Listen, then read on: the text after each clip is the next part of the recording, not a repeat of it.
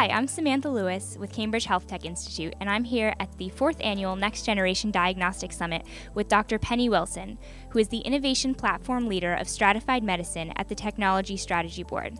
Thank you, Penny, for taking a few minutes right before you jump on a plane to talk to us. My first question for you is, how can we improve bed-to-benchside process?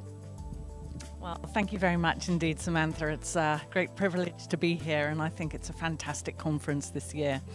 There are many ways in which we can improve the bench-to-bedside process, and what we mean by that is going right the way through from concept to commercialization to getting products actually in place, point-of-care diagnostics, or in fact any diagnostic or what we would call disruptive technology.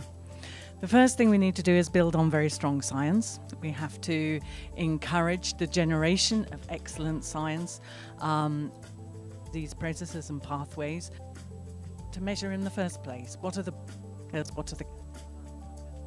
how can we validate those more effectively, more efficiently, and bearing in mind that all of us have a limited resource. So that's one side of it.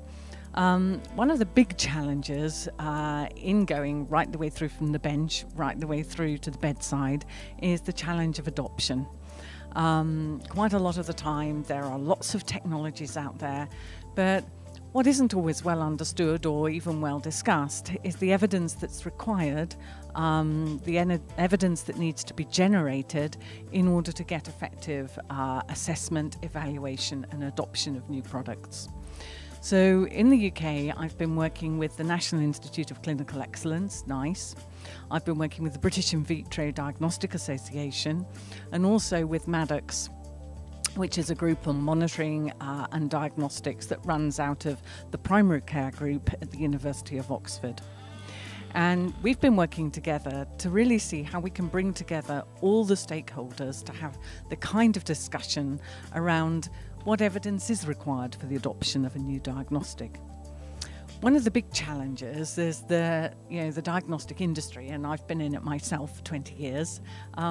We tend to focus on regulation. We tend to think about what evidence is required for regulatory approval, because we want to get our products out there and we want to generate money.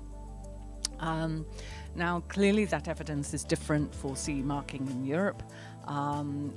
It's different from the FDA requirements.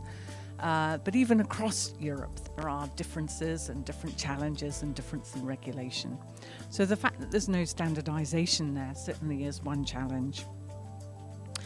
And what tends to happen in the diagnostics industries is companies focus their clinical trial development and their clinical trials and evaluation on the evidence they require for regulation.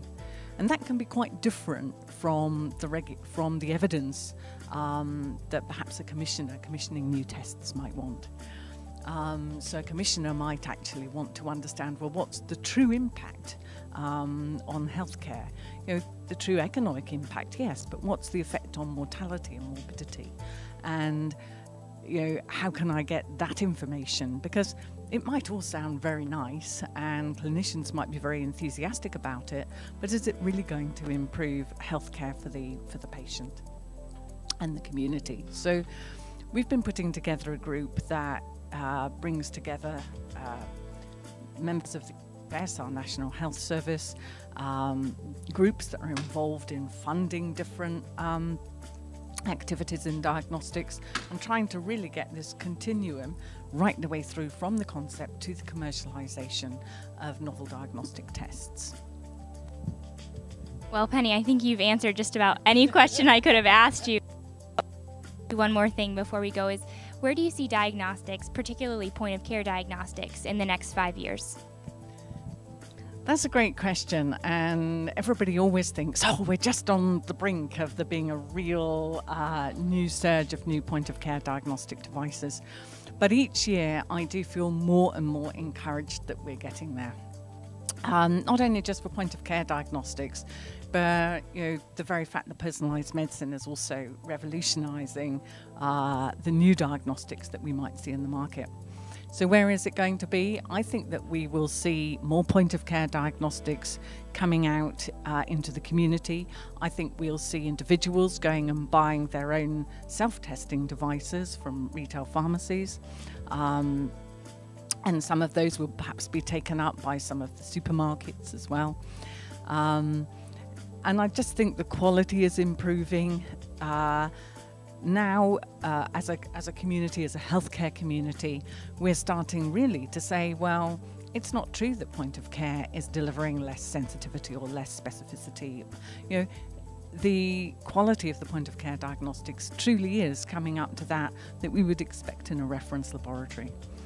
And I think everybody's working together to get the really good uptake of point of care diagnostics, because we know that there's an aging population, we know there's a demographic shift to the elderly, we know that our healthcare systems in secondary care can't cope with all the demands. So the more we can bring out into the community, and the more point of care and very simple handheld devices that we can have out there, then I think the better.